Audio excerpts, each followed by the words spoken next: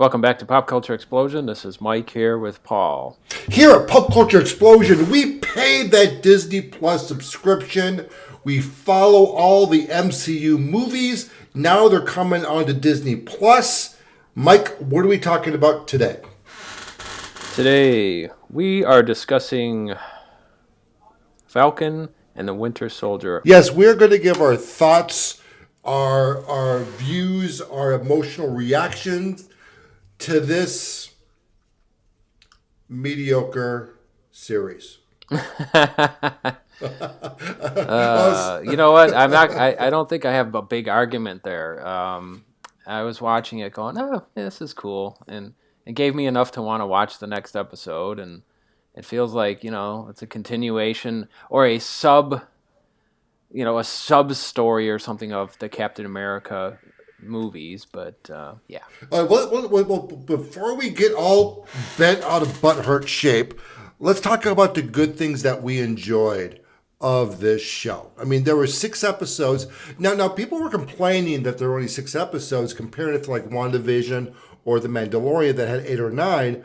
But each episode was like 50 minutes. So we got more content in these 6 episodes than we got in WandaVision. So yeah, I mean, I don't feel cheated. I mean, 6 episodes was plenty for that. I'd rather have 6 than 10 and then drag through like 4 of them, And we were promised that this would be a more action-packed show. I mean, when you look at like WandaVision, that's a completely different show, completely. And in my humble opinion, it dragged the first couple episodes, where in Falcon and the Winter Soldier, Captain America and the Winter Soldier, we got smacked in the face with action on the very first episode, very first scene. So I think the choreograph with the fighting, the action scenes, that was done very well. Yeah, and I like Anthony Mackie as the Falcon. I like that character. I like his character arc. I like Bucky. Those are the good. I mean, we get to get more of them, and I thought that Falcon's character arc was probably a highlight of the series. Yes, I mean, we saw their chemistry in the MCU movies, and I envision that Sebastian Stan and Anthony Mackie, they're just good friends. I could see that, and it does portray very well in front of the camera. I would chime in as I really enjoyed John Walker and his journey through the series, yeah, and where we ended up with him. I do like that character. Yes, and this, because everybody's quick to judge about circumstances, but like if you really get inside of what the motivations are and put yourself in that person's shoes, I thought it was really cool what they did with that character. I was really surprised that they went there with John Walker's character when he killed that flag burner in just cold blood. Now, he disgraced the shield. Oh, he did. I mean, the final scene where you see him standing there and there's blood on the shield, my first response was epic. like, oh my God, they went there. That legitimately surprised me. And I was really surprised that Disney, who controls, Marvel Studios or whatever, they went there, and I was really impressed. The other thing that really got me was with Isaiah Bradley's character at the very end. When Sam brought him to the museum and he saw the statue, and he's like, "You'll never be forgotten." I mean, that was my tearjerker moment. It wasn't. Yeah, it was good. It wasn't as powerful as the Mandalorian's final scene or WandaVision's, but it was still. It was a really good touch, and I really appreciated that. Yeah. So let's talk about the things that I want to talk about. What annoyed me with this show. I don't know if you have anything that annoyed you. Not really, other than it was kind of just a meh overall. I mean, the flag burners, I could care 2 shits about them. Yeah. I, You know what? Now that you're bringing up annoyances, yes, definitely. I mean, Kari.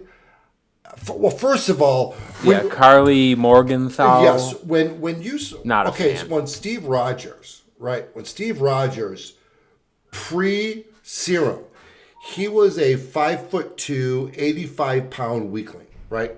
They give him the serum, and now he's the 6 foot whatever, buff cut. Oh my god, I'm gonna kick some ass.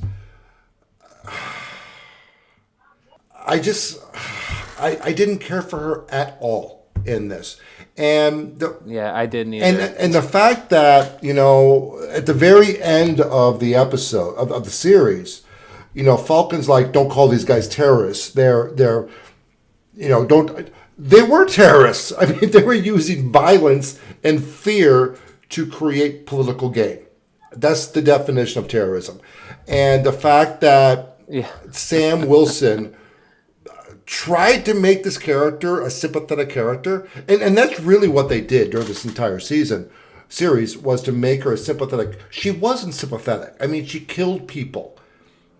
I mean, she literally blew people well, up. She grabbed. even her own cronies were like looking at her like, "What's the deal?" Oh yeah. Like you're willing to kill children or something Yep. over this. Like, yeah, that's not what we signed up for. No, I mean I mean, she was I don't know. what I didn't care for the character at all. she was really good at giving speeches. That was her superpower. Was speeches. That Well, it was a movement, right? yeah. It was all about the movement. So I didn't care about them at all. I was really more interested in Bucky's and Sam's relationship. That I really enjoyed. Another character that I he stole several scenes, but at the end I think was just a waste of time. Was Baron Zemo?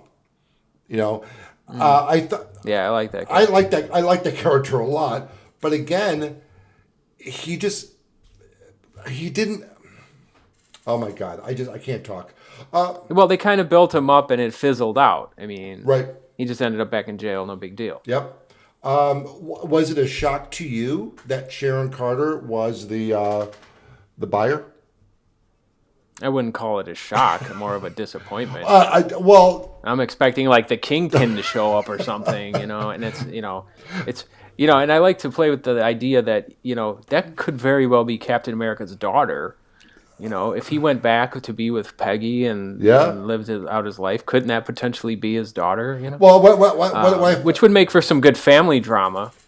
But and I keep making the WandaVision Falcon Winter Soldier comparison, but you had this whole Mephisto, conspiracy theory in WandaVision that completely went nowhere, and then they dropped one hint with Sharon Carter, and it's like the entire internet exploded, going, "Yep, that's her."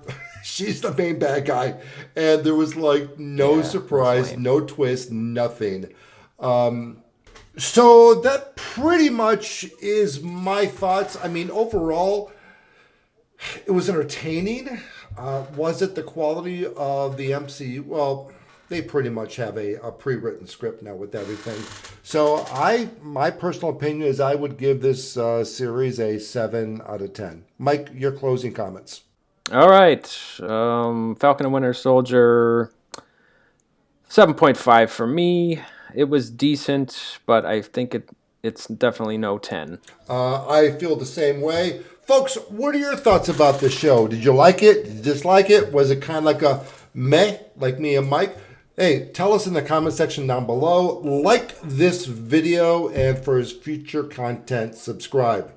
So, Mike, with that being said, Peace out.